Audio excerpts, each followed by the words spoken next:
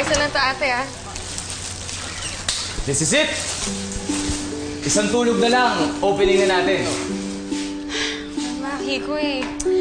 Alam mo, hindi pa rin talaga ako makapaniwala. Alam mo, nung parang kailan lang nag-uusapan natin itong pagbubukas ng restaurant. Kaya, maraming salamat sa'yo, ah.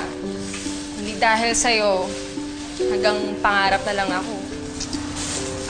Tsaka kami pasalamat kapag naging successful at saka marami na tayong franchise. Pero sa ngayon, trabaho pa muna. Oo na. Okay na to. Alam mo, bagong luto. Kapal na mukha mo sa Tina, no? Sa lahat ng pwede mong itayong negosyo, restaurant talaga? Ano akala mo, matatalo mo kami? Pwede ba, Angeli? Tigilan mo na kami. Ayoko ng gulo. Actually, hindi na namin kailangan manggulo. Dahil itsura pa lang itong kainan nyo, ang gulo-gulo na.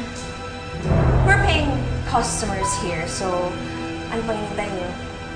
Pagsilbihan niyo na kami. Bulag ka ba? Di mo nakita yung nakapaskal sa labas. Bukas pa kami mag-open. Eh, alam mo, bumalik pa ako bukas. Ano bang laman ng menu ninyo? Papakyawin ko para ipakain sa aso sa kalsada. Kahit maghapon at magdamag ka pang maghintay dito, walang magsisilbi sa'yo, Angeli. Kaya umalis ka na at baka ikaw ang ipakain ko sa mga aso. Tapang na, Santina. Baka nakakalimutan mo. Pader ang binabangga mo, kaya huwag kang mag-ilusyon. Yun ang akala mo. Paano ako matatalo kung alam kong maraming sasalo sa akin?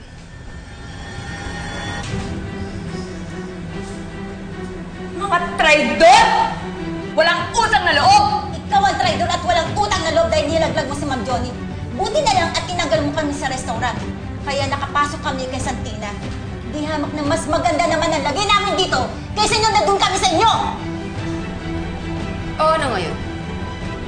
Nasaan niyang tapang? Akala ko matapang ka. Di ba naghahamon ka ng away?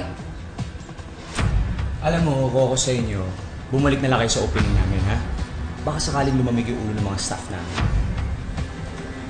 Angel, malingat na lang tayo ng ibang makakainan. Hindi ko pwede mabugbog eh. Tara na. Hindi pa tayo tapos. Sige lang. Sabihin mo lang kung kailan ako. Hindi ko. Sige na, umalis na kayo at huwag na kayong babalik dito! Oo nga, umalis na kayo.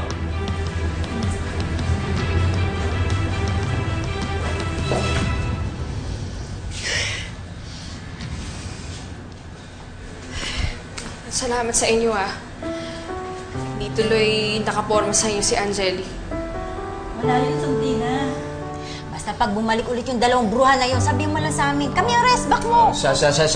Ano pang hinihintay natin? Magtrabaho na tayo. Madami pa tayong gagawin para sa opening natin. Sige na. Trabaho tayo.